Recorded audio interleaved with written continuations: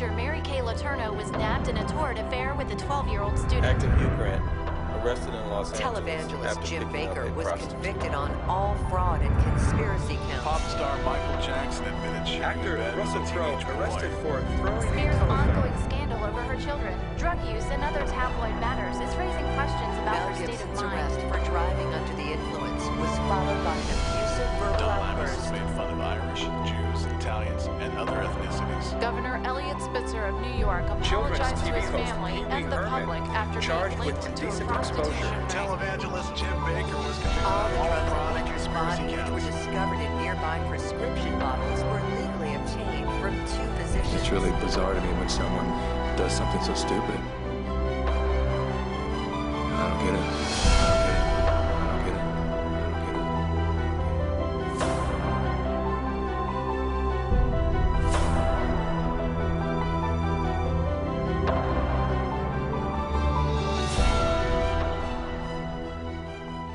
25 years ago, I woke up on a cold marble floor, and I had passed out after a night, I should say another night, of drugs. But something had shifted, and I knew that if I didn't make a dramatic change in my life, that I was going to die. And I called my mother and I said, I need to go back into treatment. And I had already been in treatment 3 or 4 times. All these other times, I left. On day 10, I started to feel great. I'm drug-free. I'm not like any of these people. I'm out of here. And I would pack up my little bag, put my little arrogant suit on, and march myself out of treatment, and I was free. I was going to make it to the other side. By day 6 or 7, I'd be on the phone looking for my drugs and end up right back in rehab. So instead of running away this time, I went into the bathroom and I got down on my hands and knees and I started begging, please, relieve me of this pain. Grant me the serenity to accept the things I cannot change. I cannot change my desire to leave. And in that moment, on that floor, something happened to me. Something that was like magic. It was mind-blowing to me. Because all of a sudden, after a few minutes, I knew I could stay one more day. How could I go from terrified and my mind going a million miles a minute to this place of complete peace? I walked out of there on day 28, knowing that there was something that I had to find out about.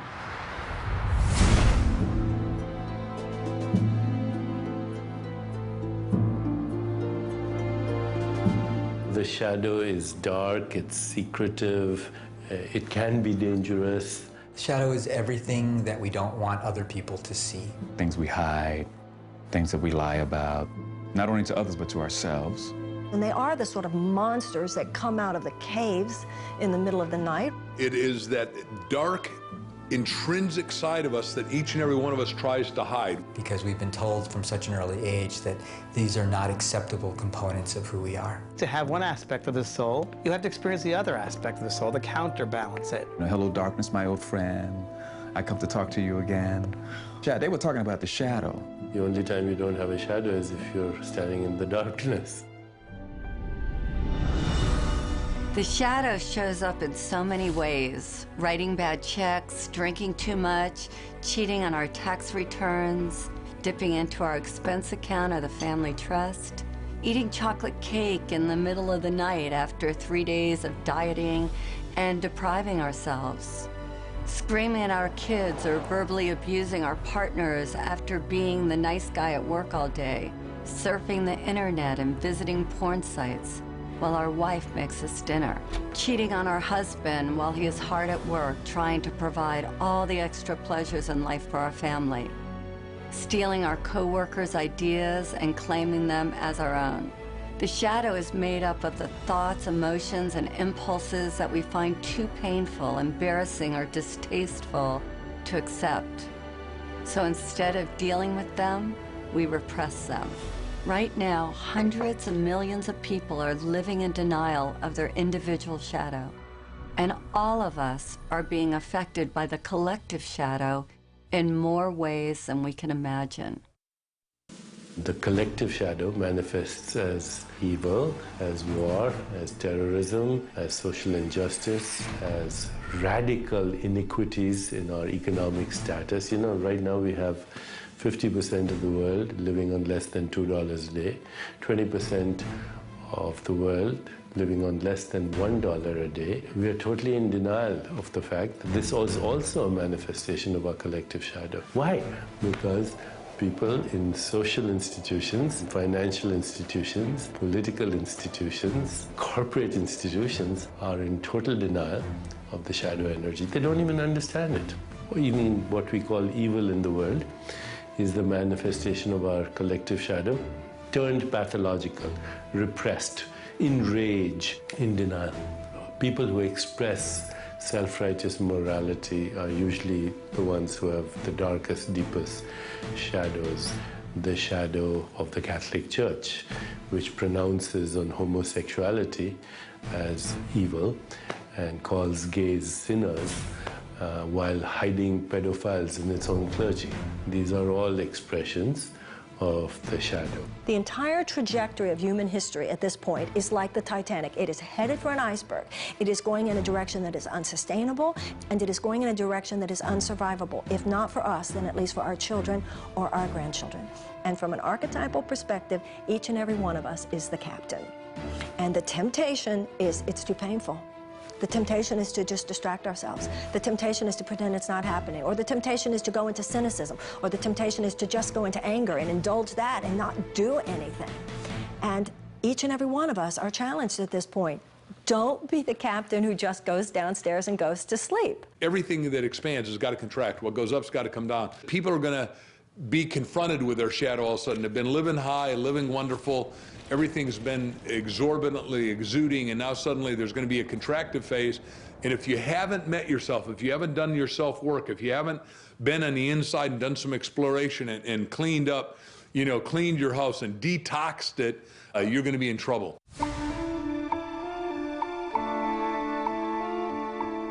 The birth of our shadow occurs when we are very young, before our logical thinking mind is developed enough to filter the messages we receive from parents, caregivers, and the world at large.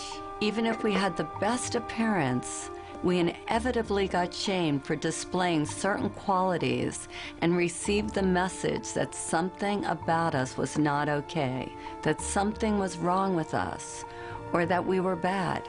You greedy little toot, how are you going to eat all those before dinner? These messages get ingrained in our subconscious like a computer virus, altering our perception of ourselves and wounding our healthy sense of ego.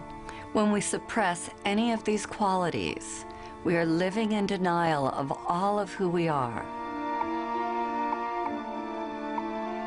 And of course, it's different based upon our environment. If you're raised in a family of blue-collar workers, and you declare that you want to play the piano or you want to become an artist, that artistic quality will be negatively received, and you may end up having to suppress that. On the other hand, if you're raised in a family of artists and intellectuals and you declare that you want to start working on construction or you want to be really athletic, that may also be perceived of as negative.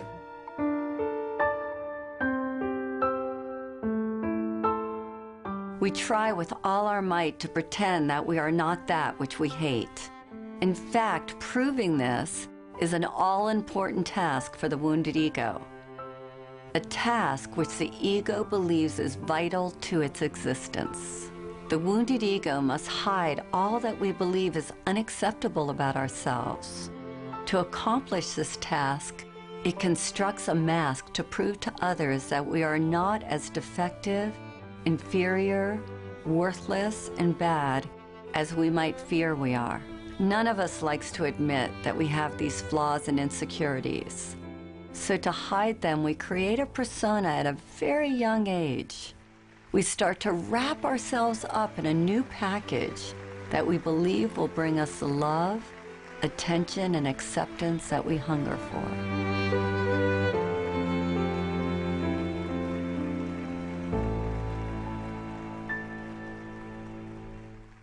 We create personas so that we can belong.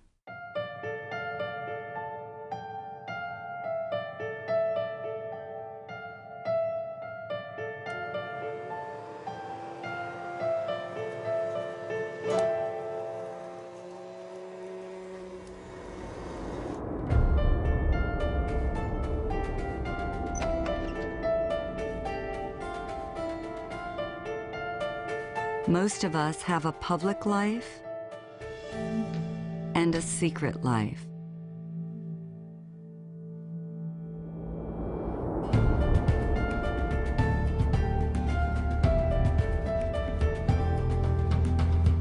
We work hard to feel good about ourselves, and a moment later, we do something to sabotage those good feelings.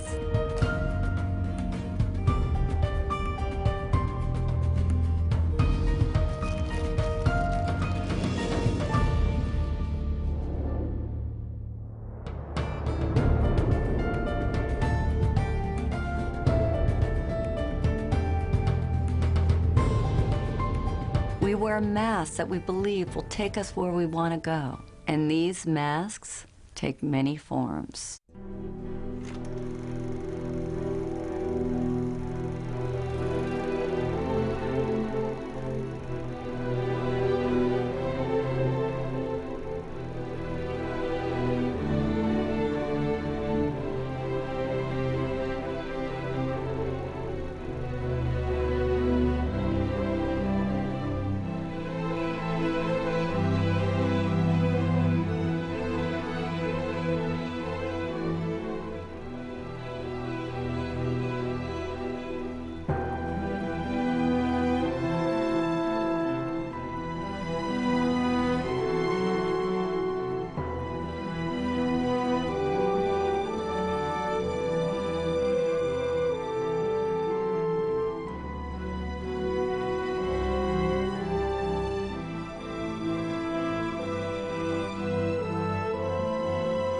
Which one do you wear?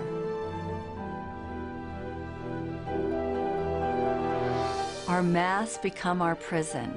Beneath the mask that we show the world, our wounded egos are in pain. The parts of us that were deemed bad and wrong by others, and now by ourselves, are literally screaming to get out, to be set free, and to be accepted and loved as a valuable part of who we are. When we deny ourselves a safe outlet to express our dark side, it builds up and becomes a powerful force that is capable of destroying our lives as well as the lives of others. This is what I call the beach ball effect. So everything that we reject, we have to keep beneath our consciousness. We try to bury it, so to speak. You know how much energy it takes to put a beach ball underwater? You take your selfish self, you take your angry self, you take your too good self, your not good enough self. You take all of it, and it's like you have 40 beach balls you're trying to manage. And then what happens when you're holding that beach ball underwater? When you're young, you got lots of energy, so you can manage a lot of beach balls. But then, when you're not in the midst of possibility, when your defenses are down, when you have your attention on some big prize you're gonna win, all of a sudden, boom, somebody does something, what happens to the beach ball? Pops up and hits you in the face. What's road rage? Is it anything more than that beach ball coming up? We see it in the media all the time. A filmmaker is making deep Christian films, all of a sudden gets drunk, shouts anti-Semitic comments in a drunken rage, right? A radio star makes his living like being a great communicator. All of a sudden makes a comment, a racial slur. So all of these beach balls that you are trying to manage, are you successful at it? No, it's all of it not anymore. When you don't deal with the shadow, that part comes out and it'll creep up. It'll creep up in workplaces, it can creep up in relationships. The more we try to suppress those societally determined, undesirable qualities, the more they find interesting and often mischievous ways to express themselves. And it would be like locking somebody in the basement who wants to get out. So they do things down there to get our attention until we recognize them and let them out. Because those aspects of ourselves that we don't like exit through a kind of detox process. It's got to come out in order to be released. One of my beach balls happened in front of a room full of people. So I'm out of treatment, 5 years. I've been floating around, trying to become the most perfect person. How could I have people want to be my friend? How could I be a little more spiritual? I was on the quest, and I thought I was doing a really beautiful job. And I went to another workshop. We had to get up in front of the room and say what we were committed to in the world. And I thought I was just being wonderful, and everybody was looking at me like you're all looking at me. And from the back of the room, this woman screams out, "You're a bitch!" And I thought, well, I know that. How does she know?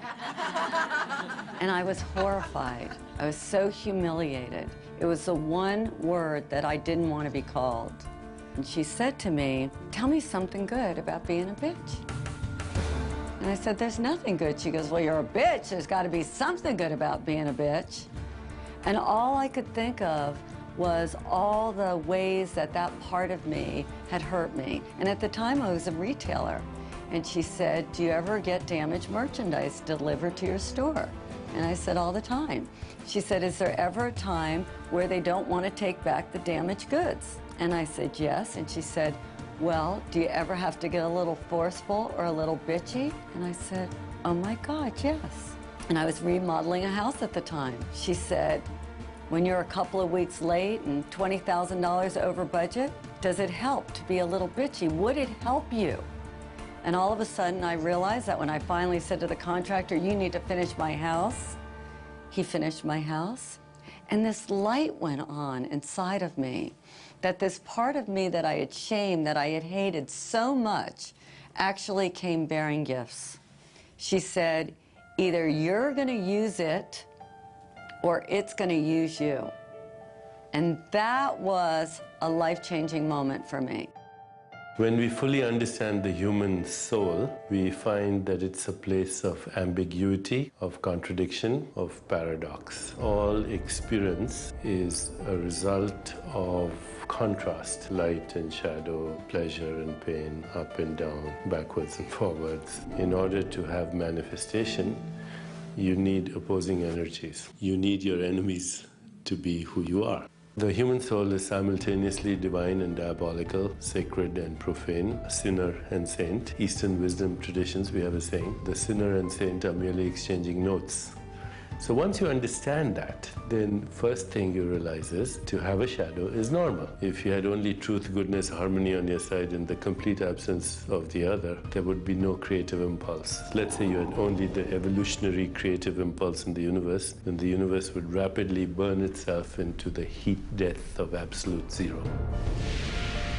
If, on the other hand, you had only the impulse of inertia or destruction or entropy, then the universe would rapidly collapse into a big black hole before you could say Deepak Chopra.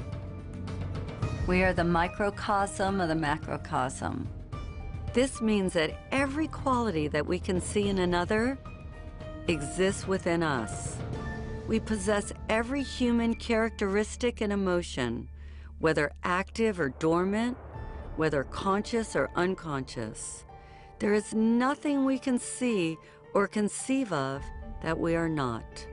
We are everything, that which we consider good and that which we consider bad. How could we know courage if we have never known fear? How could we know happiness if we never knew sadness? How could we know the light if we didn't know dark? All of life is based on the coexistence of these pairs of opposites. Our shadow is forever hiding from itself. Rather than confront our own darkness, we project these unwanted qualities onto others. When we are projecting our shadow selves, it sounds like this. "She's so self-centered. He's so full of himself. These people are idiots. What a loser." Afraid of our own unworthiness and simultaneously afraid of our own greatness, we unconsciously transfer these qualities onto another rather than owning them ourselves.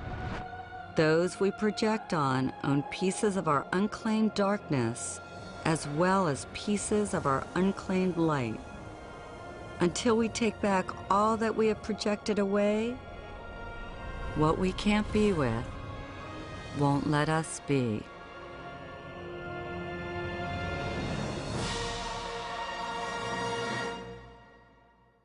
One of the most frequently asked questions I get is, how do you know if you're projecting? If it's your stuff or theirs? I think it was best said by revered philosopher and psychologist Ken Wilber. He says that if a person or thing in our environment informs us, if we receive what is happening as information, a point of interest, we probably aren't projecting. On the other hand, if it affects us, we're pointing our fingers, judging if we're plugged in, chances are that we are a victim of our own projections. Think of someone from your own life who disgusts, annoys, or repulses you, and think of the qualities about them that you most hate. Now imagine this person standing right in front of you, and I want you to put your hand out, point your finger at them, and say, "You're an idiot," or "You're a know-it-all," or "You're selfish." Now stop where you are. Keep your finger pointing at them, and now notice that one finger is pointing at them, and where are the other 3 fingers pointing? Back at you. This is the phenomenon of projection. Instead of acknowledging the qualities within us that we dislike, we project them onto someone else. We project them onto our mothers, our kids, our friends, or even better, some famous public figure who we have never even met. If I asked each of you what you love about these people, you would each have a different response. The people that you hate also represent some aspect of yourself that you don't own. Notice what you think and feel as you look at each of these people.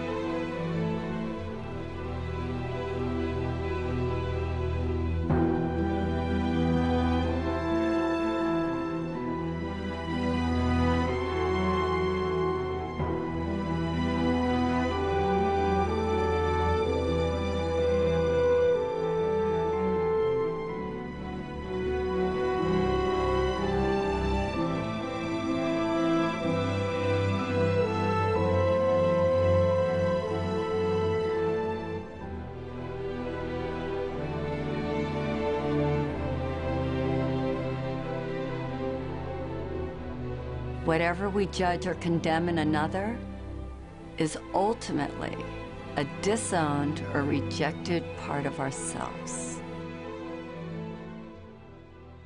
I was watching the events of 9/11 on TV with a friend of mine, and after that we were driving down the street. I turned to my friend and I said, "You know, from now on, the Arabs are going to be the new blacks. They're going to get the brunt of a lot of projections that blacks have carried in this culture for a long time." Now, a lot of times, blacks react. We react to those projections, and we project back.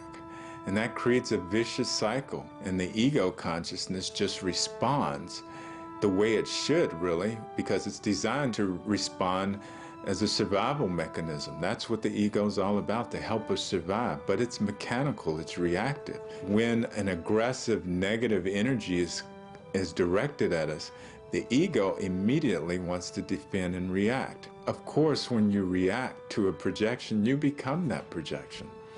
And I didn't want to become an angry black man. That doesn't mean that I don't get angry. I certainly can and do get angry, but I express it and let it go. There's an old Sufi story about a philosopher who made an appointment to debate with a Sufi wisdom teacher named Nasruddin. When the philosopher arrived at his appointment, he found Nasruddin away from his home. Infuriated, the philosopher picked up a piece of chalk and wrote "stupid oaf" on Nasruddin's gate. When Nasruddin got home and saw this, he rushed right over to the philosopher's house. "I had forgotten that you were to call, and I'm sorry I missed our appointment," he said. "But I remembered it the minute I saw that you had written your name on my gate." The great Swiss psychologist Carl Jung, who coined the word shadow and shadow work, said, "That is the shadow, the person we'd rather not be." Rush Limbaugh hated drug addicts, and then it was revealed that he was one himself. Reverend Ted Haggard railed against homosexuals and was later caught in a drug and male prostitute scandal. A powerful example of projection at play is that of the ex-governor of New York, Eliot Spitzer.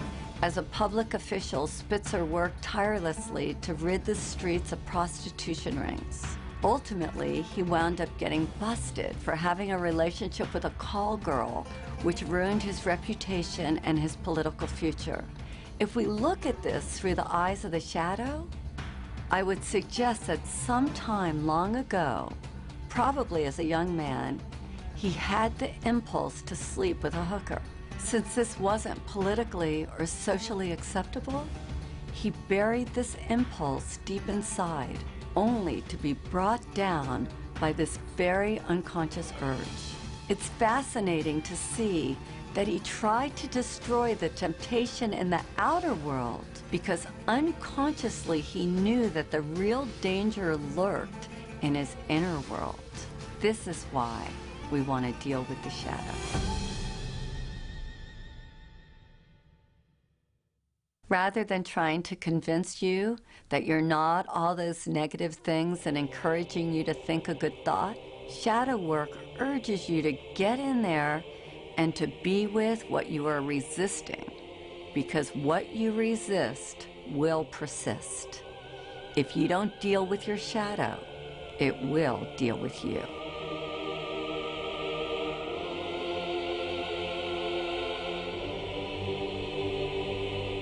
The cost of ignoring a destructive pattern is that you're going to self-destruct. You will implode rather than explode. You know, my training is as a neurologist, so I've spent well over 3 decades studying how the nervous system organizes this information. And it's really quite interesting when you look at the fact that really, even though we think of having one brain, we actually have 3 different brains. We have this very primitive brain, which some people call the reptilian brain. And if you look at a reptile or look at a crocodile, it really just has 2 responses, on or off. So if you ever watched a crocodile trying to eat a wildebeest, it seems to be very quiet and suddenly it explodes and then it goes back into its quiet state. So that response is really a very basic survival response. But the mammalian brain, which is sometimes known as the limbic brain, has created a modulating effect on that reptilian brain. So the limbic system has brought into this very primitive on-off response gradations, meaning you can be a little bit on, significantly on, really on. But then on top of that mammalian brain, really just for the last couple 100,000 years, we've evolved this human brain, which is called the neocortex, neo meaning new cortex, new covering of the brain. And that actually allows us for the first time in evolutionary history to decide whether or not we want to react at all.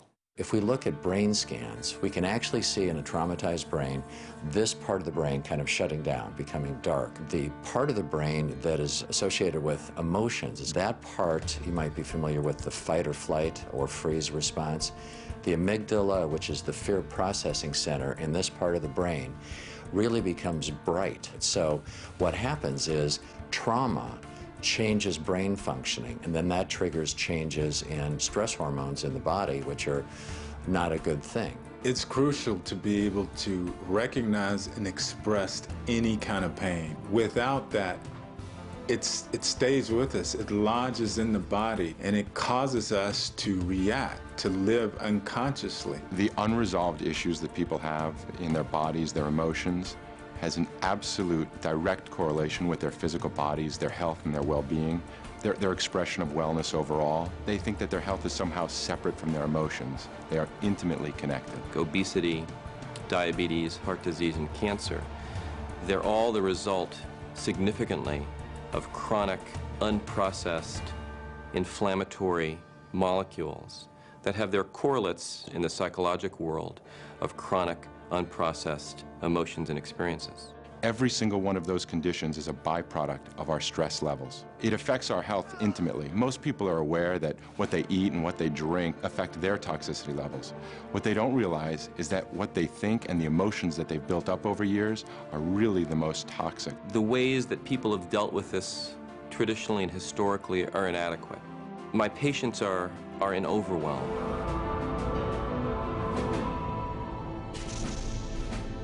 This is not New Age mumbo-jumbo. This is actually hard science. The science here now is indisputable, that thoughts, that emotions affect the organs of the body. We have to be mindful with every single thought that we have every single day. How do we want to create our heaven or our hell? How do we treat one another? Because we are the source of everything within us. There is a poem by Rumi called The Guest House, which in many ways describes the human journey. This being human is a guest house. Every morning a new arrival, a joy, a depression, a meanness, some momentary awareness comes as an unexpected visitor. Welcome and entertain them all. Even if they are a crowd of sorrows who violently sweep your house empty of its furniture, still treat each guest honorably. He may be clearing you out for some new delight. The dark thought, the shame, the malice, meet them at the door laughing and invite them in. Be grateful for whoever comes, because each has been sent as a guide from beyond.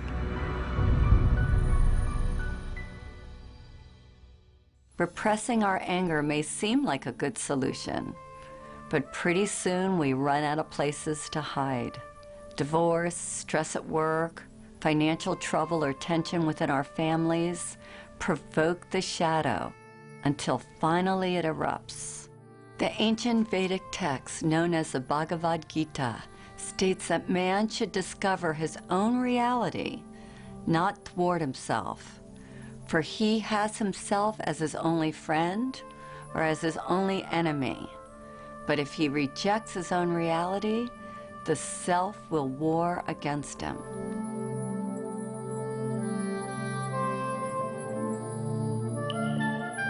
It's easy to love yourself when you wake up feeling strong and worthy and you have enough money in the bank and you feel great.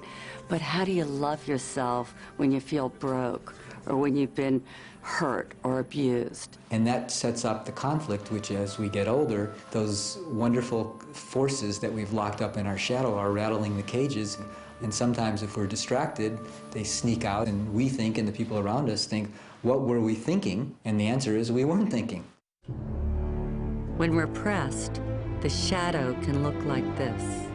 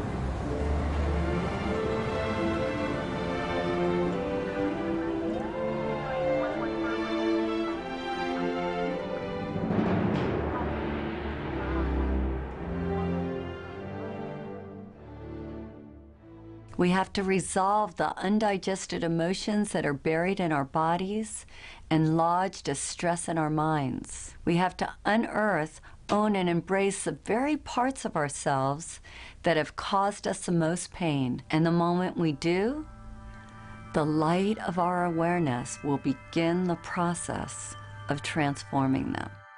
We think we're alone. We think we're different. We feel isolated or abandoned.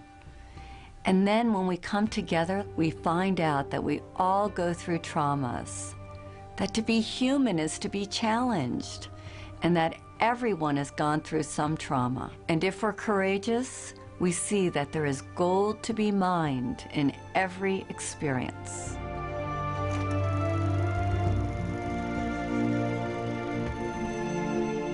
It's very interesting because I don't remember a single day where my mother was not drunk, you know, and I had to live through this. And I didn't understand it. Very, very confused by it all. Why is this happening? Why is this happening? Who are you? Because as she would drink and as she became into that space, I knew I didn't know her. And I just wished she was dead. I said, I wish you were dead. Wish you were dead. I want the pain out of my life, Because you don't belong here. Whoever you are, this intoxicated person, and as a child looking at this, because my father wasn't there either, I had to figure this out. But all I did was wish she was dead, right? Well, not until 30, 40 years later, after she had passed over, she lived many, many years after that, and after getting involved in this work, I realized that that was indeed one of the most incredible blessings of my life.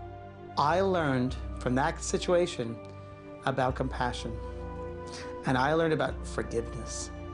And that's a pretty big one to have to learn about forgiveness.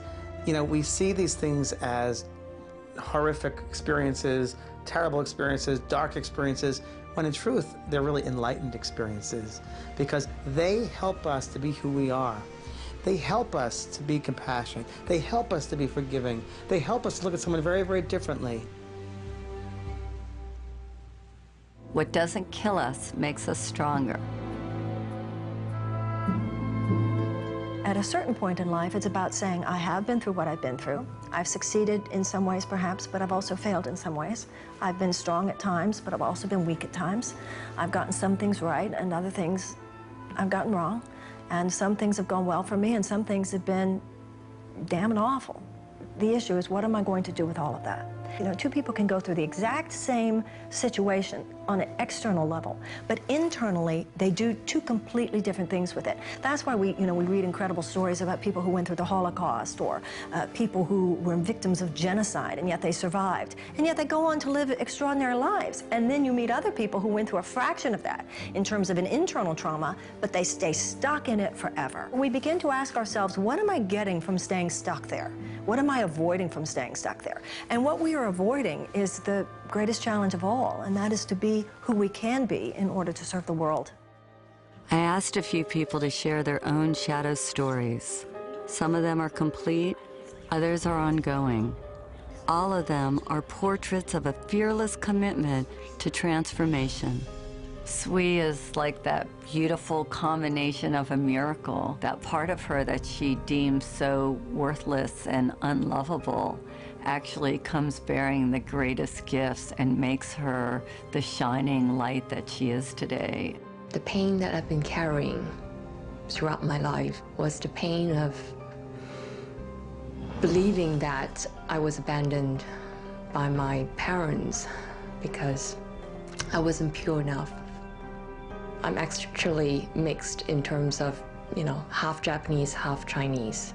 I was considered mixed and impure enough to be raised in Japan.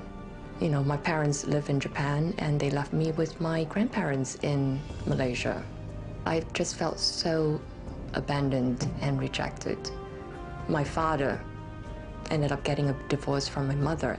He remarried another Japanese woman, but nobody ever told me that when my father came back with his wife, that she's not my mother. I felt the immediate rejection, that they didn't want me in their lives, and that they would rather have, 2 dogs than have me with them. Because I have always discarded my Japanese identity in favor of my Malaysian Chinese identity. I felt like the country has betrayed me, and I used that pain to really put it into my work.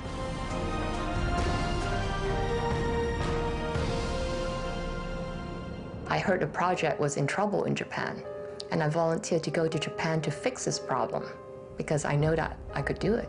That one day I stepped into Tokyo, and I just felt that this is where I need to be to really discover and explore the Japanese half of me. In less than 3 years, I created a business from $40 million to over $200 million in a country dominated by men. You know, never heard of a half Japanese, half Chinese woman being a business leader in a big US telecom world. So I couldn't be the leader I am today without going through the emotions and the pain that I went through my whole life. If we look deeper, we will see that we all have a divine recipe.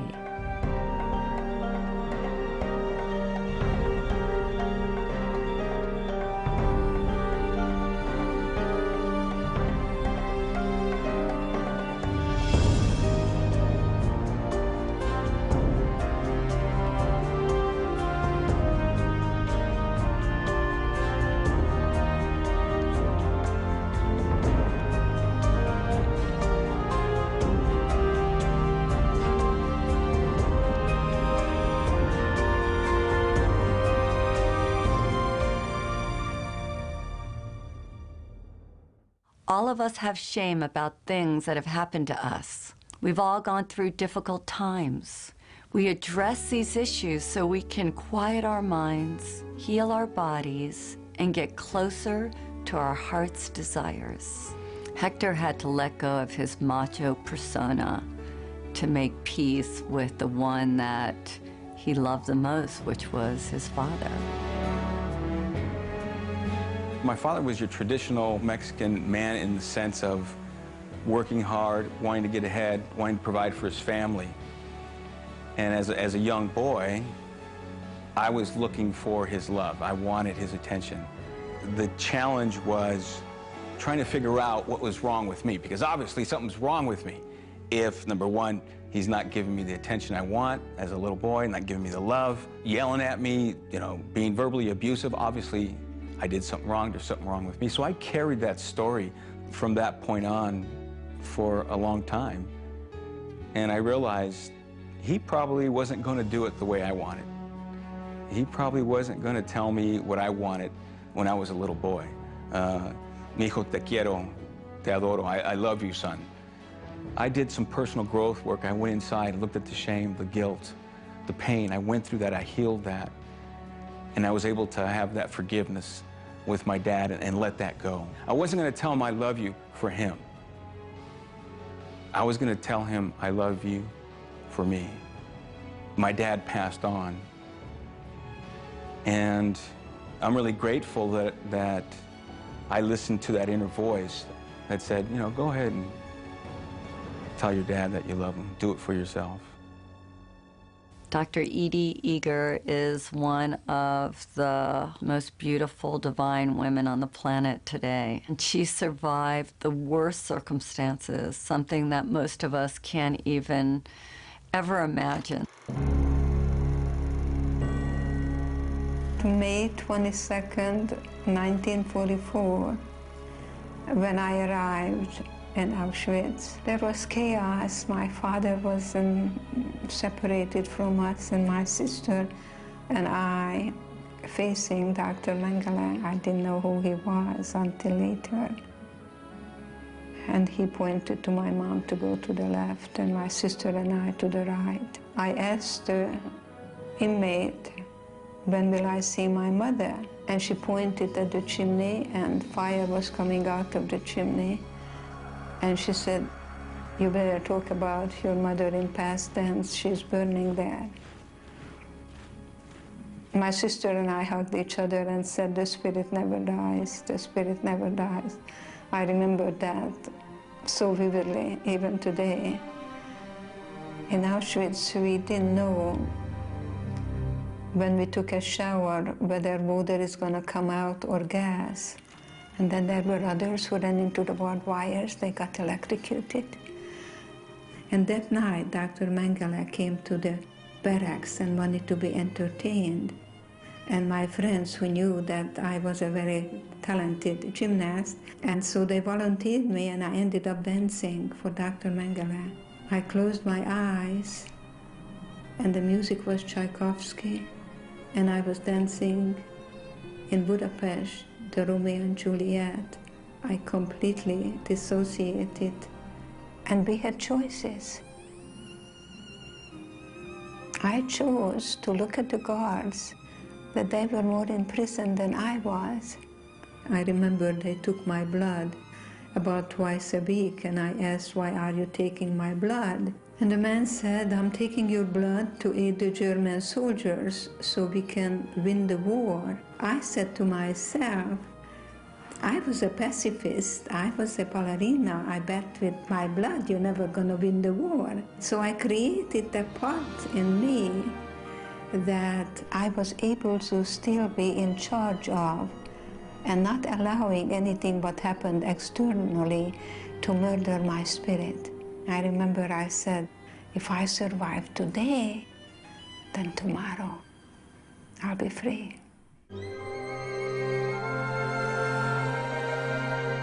I remember when Marita came to the shadow process and everybody was looking for the negative qualities they needed to embrace. Marita couldn't even say hers, and I kept asking, what is so horrible that you can't even say it? And she said, because of my background, mine is that I'm a Nazi. I was born in Germany in 1955, 10 years after the war. I found out when I was 11 or 12 what my country had done.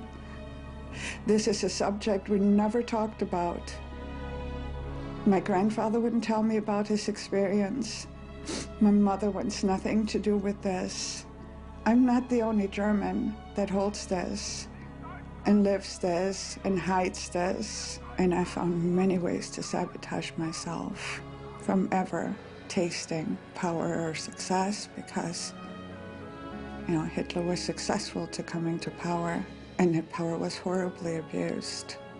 I didn't interact with any Germans at all. I stayed away from them, and I did not want to interact with any Jewish person because I didn't want to cause any more pain, and I was ashamed. Samya was willing to shine light on the darkness and willing to take back her own projections for the good of all humanity. In 2006, when Israel bombed Lebanon, at the time I was trying to evacuate members of my family and try to bring them over to the US, and there were no news. You needed to figure out how to reach to them. I became so angry again, because here is my family and the bombing. One day I was watching TV, I saw girls crying, little girls. I saw they were Lebanese girls. And of course, every time I saw like Lebanese kids being bombed and everything, I was really, really angry. I was like, yes, yes, yes, let's bomb the bastards kind of thing. And at the end, I realized they were reporting from the Israeli border, on the other side of the border. And they looked exactly the same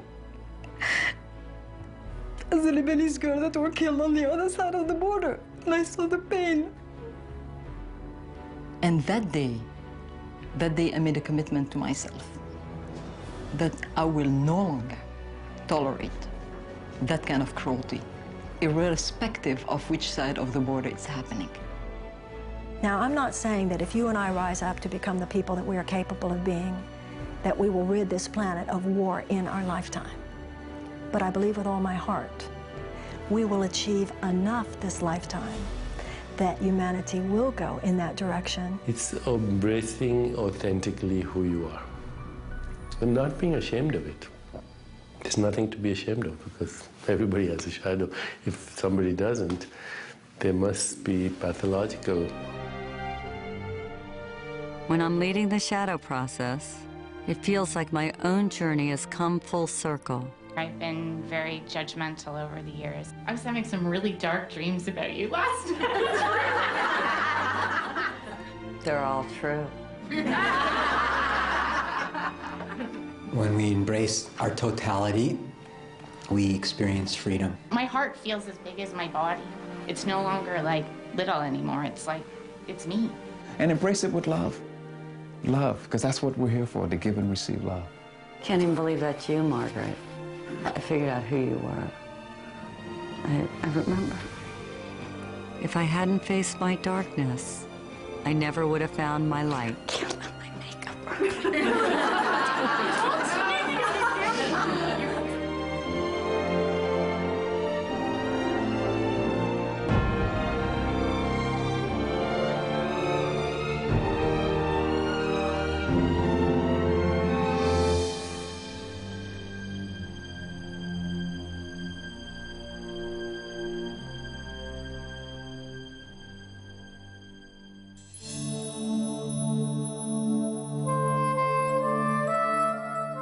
Our deepest fear is not that we're inadequate. Our deepest fear is that we are powerful beyond measure. It's our light, not our darkness, that most frightens us. We ask ourselves, who am I to be brilliant, gorgeous, talented, and fabulous? But actually, who are you not to be? You are a child of God. Your playing small doesn't serve the world. There's nothing enlightened about shrinking so that other people won't feel insecure around you. We are all meant to shine, as children do. We were born to make manifest the glory of God that is within us. It's not just in some of us, it's in everyone. And as we let our own light shine, we unconsciously give other people permission to do the same. As we are liberated from our own fear, our presence automatically liberates others.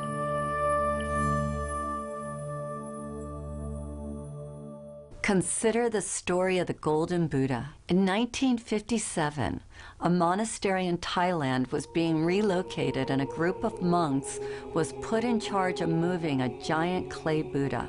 In the midst of the move, one of the monks noticed a crack in the Buddha. Concerned about damaging the idol, the monks decided to wait a day before continuing with their task. Later on, one of the monks came to check on the giant statue. He shined his flashlight over the entire Buddha, and when he reached the crack, he saw something reflected back at him. His curiosity aroused, the monk got a hammer and a chisel and began chipping away at the clay Buddha. As he knocked off piece after piece of clay, the Buddha got brighter and brighter. After hours of work, the monk looked up in amazement to see standing before him a huge solid gold Buddha. Historians believe the Buddha had been covered with clay by Thai monks several hundred years earlier before an attack by the Burmese army. They covered the Buddha to protect it. In the attack, all the monks were killed. So it wasn't until 1957 that the great treasure was discovered. Like the Buddha, our outer shell protects us from the world. Our real treasure is hidden within. We human beings unconsciously hide our inner gold under a layer of clay. All we need to do to uncover our gold is to have the courage to chip away at our outer shell, piece by piece.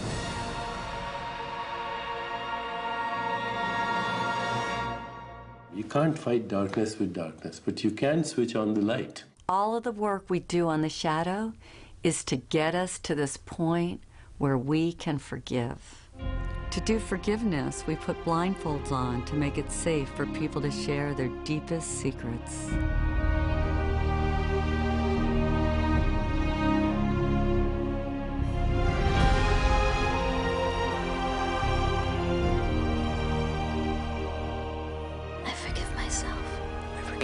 I forgive myself for not finishing college. I forgive myself for beating up my sister. I forgive myself. I forgive myself for hating my body. For screaming at my kids. For not laughing enough. Or for thinking I'm a stupid, incompetent asshole. For stealing from my first boss. For being rich. For being beautiful. I forgive for myself. drinking too much, not speaking out. I forgive myself. I forgive myself. The lying, the cheating, binging on my diet. I forgive myself. Forgive myself. I forgive myself. Forgive myself. I forgive myself for everything. You are forgiven. You are forgiven. You are forgiven. You are completely forgiven.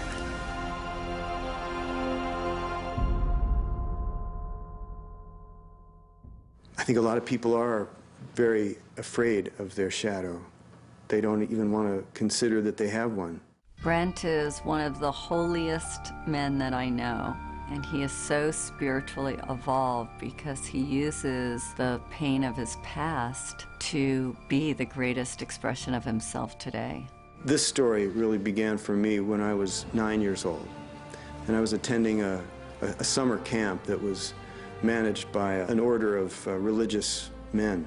During that summer, I was molested by one of the religious men. I remember that experience being a beginning of a split for me, from myself. It happened a number of other times during that period of time I was at that camp. I was always afraid that that guy was going to come in the middle of the night. I even went so far as to borrow a knife from someone that I kept under the pillow. This is a 9-year-old kid. I remember I just felt like some part of me died at that time. I went on with my life, holding on to that secret, holding on to that shame of not really being connected with myself anymore.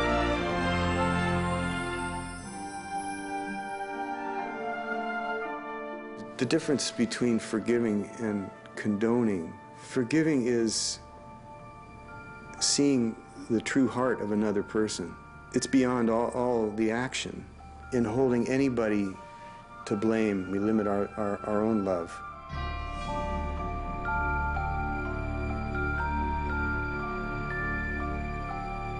People need to know that they can get help, that they don't have to carry their shame alone, that they don't have to live in a secret, and that there are people that are holding the light for them, that are willing to see them as they are through the shadow.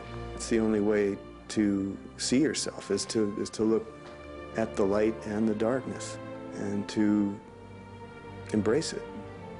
I use that analogy of being like a drowning person, where someone's holding your head underwater, and at some point you realize that you have to be the one that fights your way back to the surface. What happened to me as a child has given me a real depth of compassion, which I'm so grateful for, because it's so clear to me when I work with people how they're suffering, how they're hiding, and it's been the greatest gift of my life that I'm in a position where I can honor people in that way.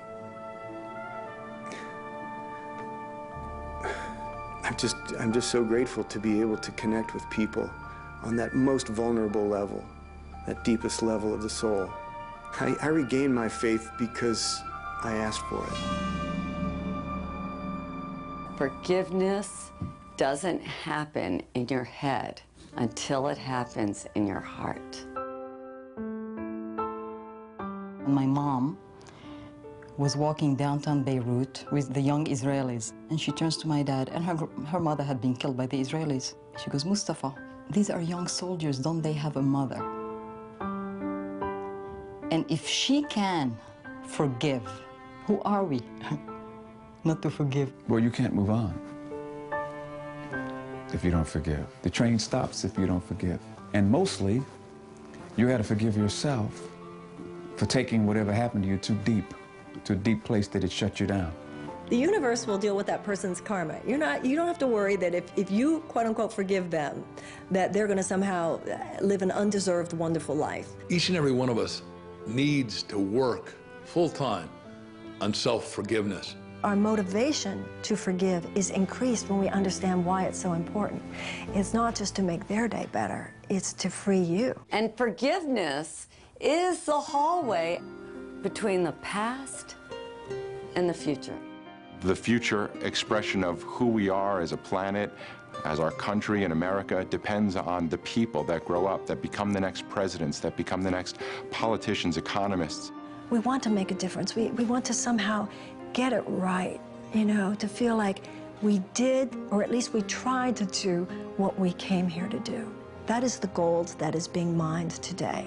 But that's because the world is growing. We are entering a new age. That's what's going on. That's why we're talking about this. You are a force of love. You are made from love. And love is the most forceful energy you could ever have. Accept that energy. Accept who you are. Accept your inheritance, if you will. You're the total being of love, and don't waste a minute of it. I've come full circle, and this is the external of what was going on inside of me. It's how we are able to perceive everything in life as an opportunity for growth.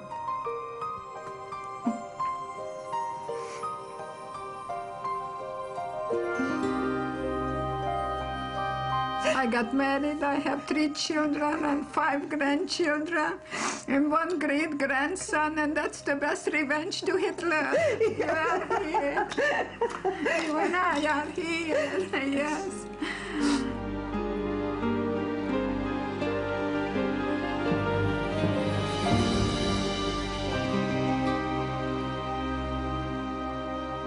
So if you want authentic peace of mind, creativity, kindness, compassion, joy, then you've got to understand your shadow and be okay with it. Celebrate it.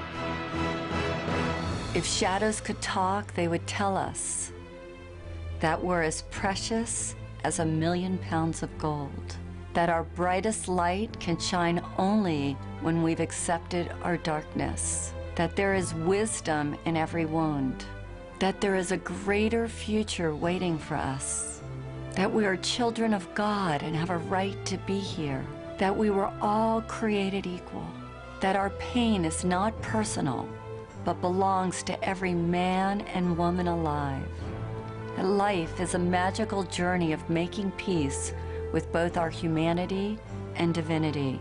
They would tell us that we deserve better, that we matter, that we are more than we ever dreamed possible, and that there's light at the end of the tunnel, that there is nobody in the world quite like you. What if you knew in every cell of your body that you were living a divine plan, a plan so important, so vital for the evolution of humankind? What if you knew that everything that was happening right now that doesn't fit your ego ideals is happening to support you in stepping out of the smallness of your darkest thought into the brilliance of your biggest dream? If you take this journey, I promise you that you're going to experience more love, more happiness than you've ever had before.